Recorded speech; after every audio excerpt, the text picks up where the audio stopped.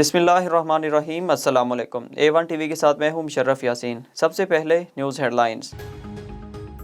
PTI foreign funding case की scrutiny report election commissioner को मौसूल। Chief election commissioner कहते हैं स्क्रूटनी कमेटी की रिपोर्ट मेरे पास मौजूद है। स्क्रूटनी कमेटी की रिपोर्ट डी सील करके जायजा लिया जाएगा। जो कुछ हल्फिया कहा उन हकायक पर साकिब निसार का सामना करने के लिए तैयार हूँ। राना शमीम कहते हैं मरहूमा बीवी से वादा किया था, हकायक रिकॉर्ड पर लाऊंगा। बरतानिया में बयान रिकॉर्ड कराने का मकसद बयान हल्फी को महफूज रखना था। साबिक चीफ जज गिलगित बल्तिस्तान ने तहरीरी जवाब इस्लामाबाद हाई कोर्ट में जमा करवा दिया। सानेहा सियालकोट के खिलाफ मुल्क के जय्यद उलमा इकराम भी याकवाज। वफाकी दारुल हुकूमत इस्लामाबाद में श्रीलंकन हाई कमीशन का दौरा। हाई कमिश्नर से मुलाकात की। उलमा के वफ्द की श्रीलंकन शहरी प्रियंथा कुमारा के कत्ल पर ताज़ियत। उलमा इकराम का 10 दिसंबर यौम जुमा को यौम मजम्मत के तौर पर मनाने का ऐलान।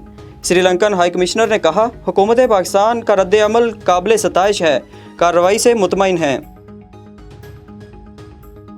अवामी फैसले किसी को बंद कमरे में नहीं करने देंगे। 22 करोड़ अवाम अपने फैसले खुद करेंगे।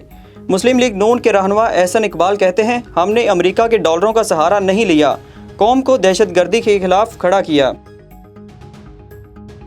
MQM का औरंगी टाउन में नए सिंध बल्दियाती बिल के खिलाफ एहतजाज। मुजाहिरीन के नए बल्दियाती बिल और सिंध हुकूमत के खिलाफ बैनर्स उठाकर नारे।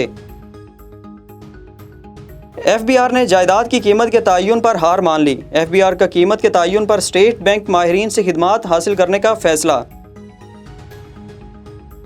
बलूचिस्तान की तरक्की के लिए वफाकी हुकूमत हर मुमकिन किरदार अदा करेगी। वज़ीर आला बलूचिस्तान कहते हैं अमन व अमान से मुतल्लिक हुकूमत इक़दामात उठा रही है। बलूचिस्तान के अवामी नुमाइंदों को एतमाद में लिया जाएगा।